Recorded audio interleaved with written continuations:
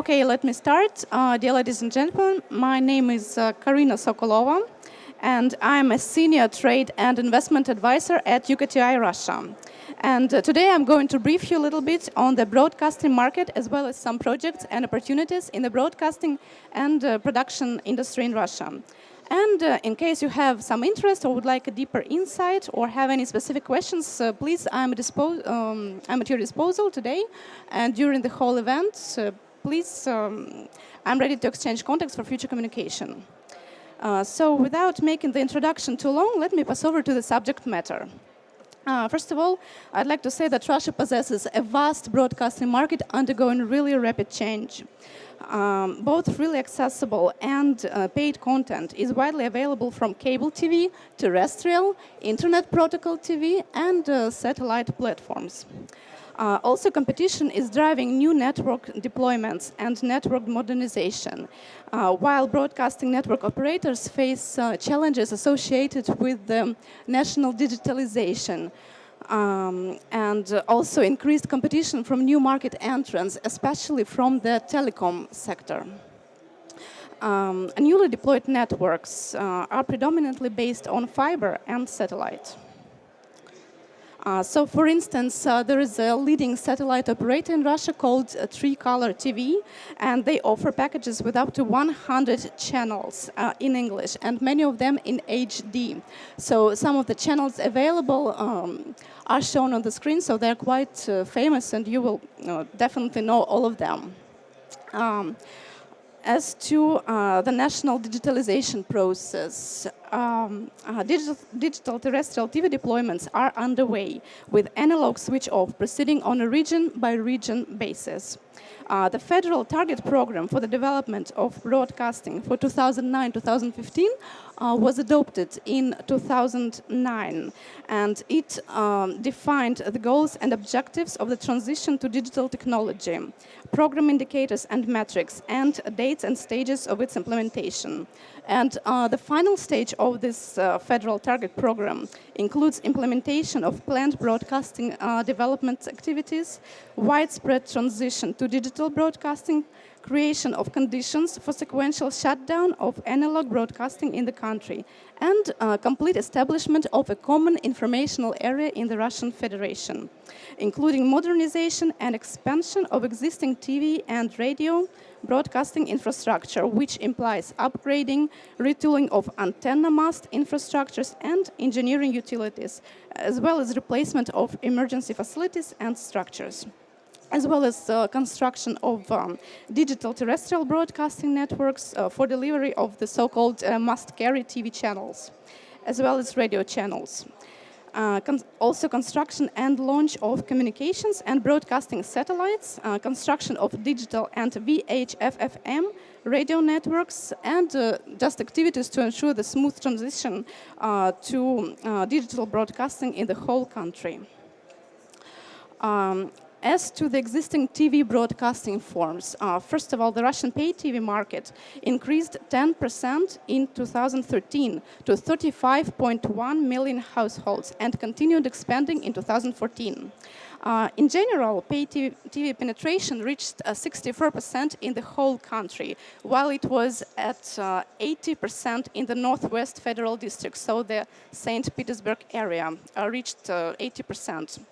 The subscriber base of the pay TV market will count 40.9 million households by 2018. The service penetration will reach 75% by 2018, and the so-called compound annual growth rate is estimated to be 3% in the period from 2014 to 2018. So you can see the trend which we're going to have in the nearest future. Meanwhile, video-on-demand services, which have come to replace home video distributed on physical media, have been growing rapidly as well. In 2012, IKS Consulting estimated that the sales volume for video-on-demand in Russia totaled 1.13 billion rubles. In 2013, that figure had grown to 2.79 billion, and then to 2.32 billion in just the first half of 2014. Mobile TV market. So the Russian mobile television market is in line with the world trends, considering a later start. Streaming TV, which has been provided by large cellular operators since 2011, widely expanded on the Russian market. The Russian market of mobile television reached 16 billion rubles by the end of 2014, as compared to over 6 billion rubles in 2012.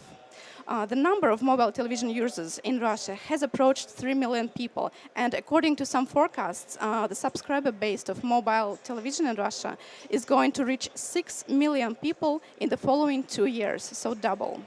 A compound annual rate in 2013 to 2014 was at 63%. So the current situation already allows considering the Russian mobile television as a separate, promising segment of the television market as a whole in the country.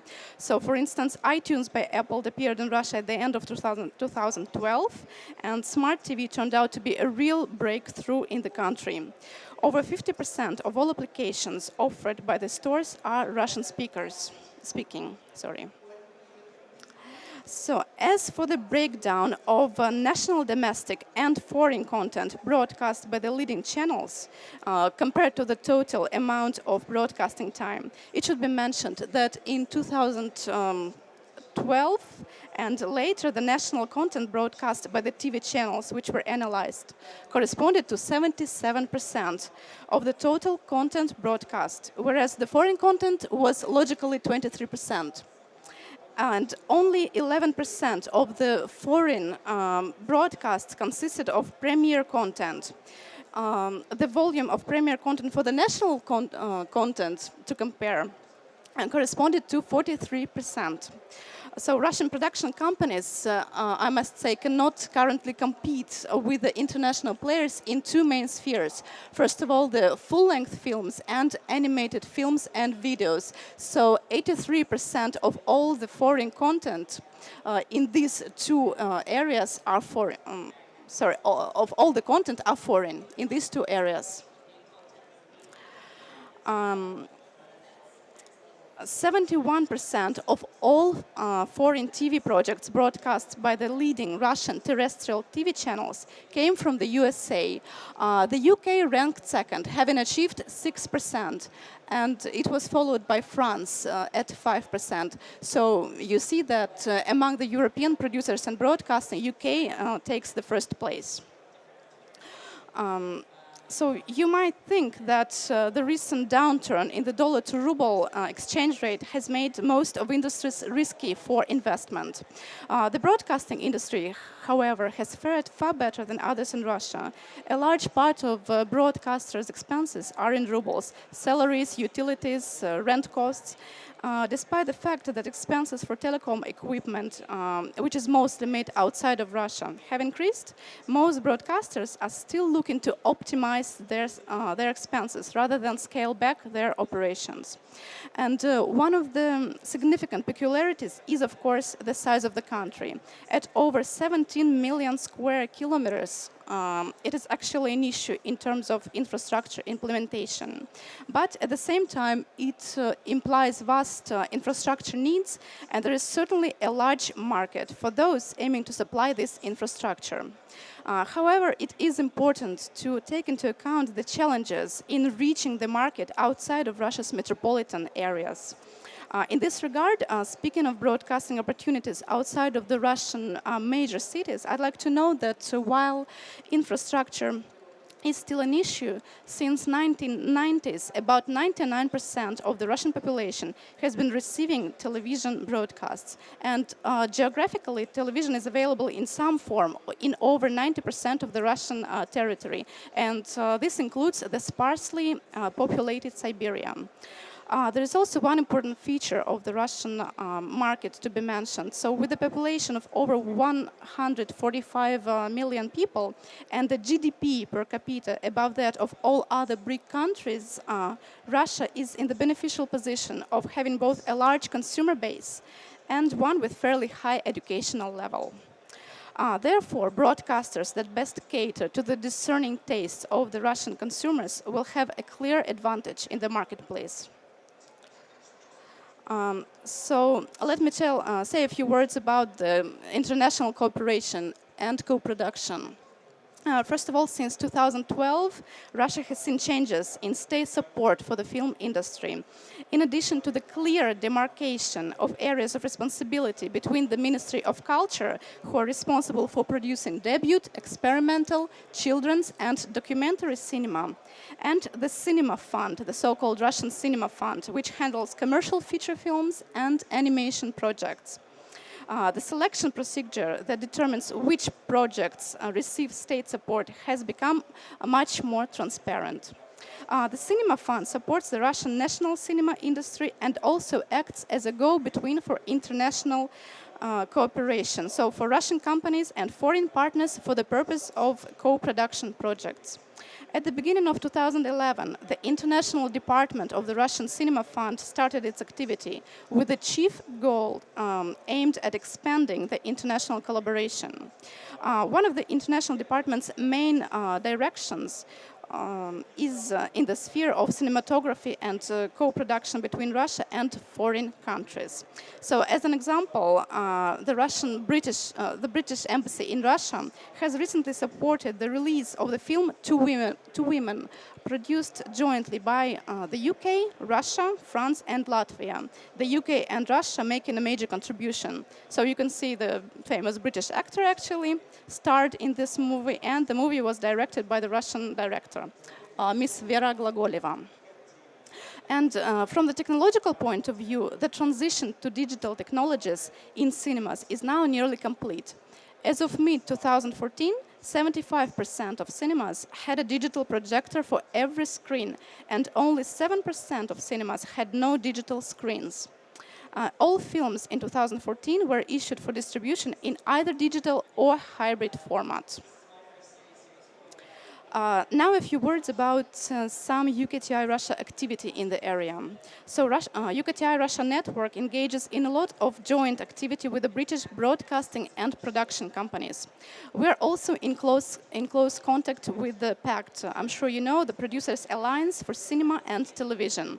For example, in September 2014, UKTI, in partnership with PACT, organized a trade mission of UK broadcasters to Moscow.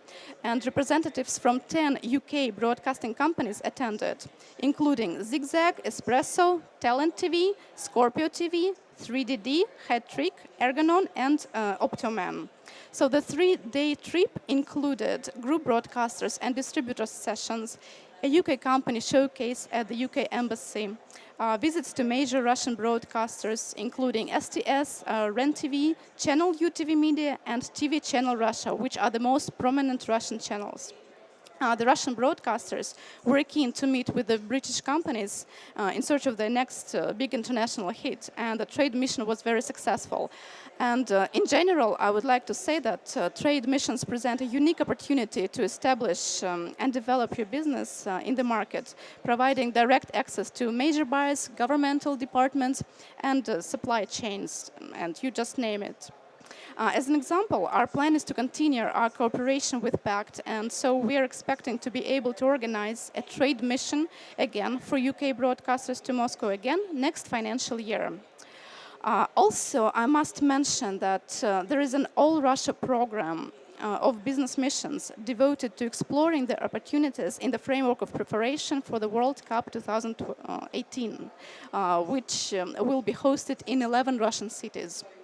It is worthwhile taking advantage of active developments in the Russian broadcasting market stimulated by the forthcoming World Cup. And this is increasing certainly the demand for the most innovative technologies, such as advanced sound recording and processing, content management, sports news production, technologies for sports broadcasting, and of course 3D. Also, there is an opportunity to organize some of your events at the premises, at the embassy, at the HMS residence, at any consulate general in the country. So just as an example, this is the Her Majesty's Ambassador's Residence in Moscow, which is an irreproachable piece of architecture opposite the Kremlin and is sure to add value to your event. So, for instance, just recently, the British Embassy in Moscow organized a reception to celebrate the filming of a new documentary, England in general and in particular. And Her Majesty's ambassador in Moscow hosted the reception at his residence, where the guests had the unique opportunity to watch one of the episodes of the series, which was a documentary. Now let me show you what exhibitions and forums, professional forums, we've got for you to visit that are really worthwhile noting. First of all, NAT Expo in Moscow. This is the largest trade fair for the broadcasting industry in Russia. This is an annual international exhibition and conference focused on technologies, professional equipment, and services, logically for the television, radio, and new media broadcasting and cinema production. NatExpo provides an ideal platform for international business development and technology exchange, as well as serving as the perfect gateway to the Russian market, both on a national and regional level, for equipment manufacturers, technology providers, content producers, channel suppliers, and service operators. You can also see the dates of the forthcoming exhibitions on the screen. The second large one is CSTB, International Exhibition and Forum, which stands for Cable and Satellite, TV and Radio, Broadcasting, Broadband. This is regarded as one of the noteworthy events on TV, television, media, broadcasting, radio, content management, and content marketing categories. It positions itself as the main media event for TV and telecommunications in Eastern Europe. Just about 24,000 people participated in this trade show in January 2015. This event is organized annually, and the 18th forum is to take place in Moscow in January next year. Unfortunately, this year it is already over, so it took place a month ago. The third important exhibition is called Moscow Business Square, which is the main business event of Moscow International Film Festival. And it'll take place in Moscow from 21st to 24th of June this year, for the 6th time. And the event is supported by the Russian state, by the Russian Ministry of Culture. On the same level with business events and frame of world-famous film festivals like Rotterdam International Festival and Berlin International Film Festival, Moscow Business Square has already become one of the most effective venues for development of cinema projects and professional exchange. So, for instance, special focus of the business program 2014 was film industry in the UK and Latin America. So, as a conclusion, I would like to say that markets like Russia can be rewarding places to do business in spite of their challenges. And to creative and risk-taking broadcasters, they can even offer some opportunities which cannot be found anywhere else. So, if you have any interest, if you have any questions, please, I'm open for discussion. I'm open to exchange contacts. And my name is Karina Sokolova, and you can see my contacts on the screen. And actually, my colleague Ludmila Stepnova represents the ICT and broadcasting sector in Russia, whose contacts can also be found on the screen, or I can provide them to you. And if you're looking to develop your business in creative industry, in filming and production, co-production, you're supposed to contact Ms. Irina Karabanova, who is also my colleague at the Moscow Embassy at UKTI Russia. So I guess that is it, and thank you very much for your attention.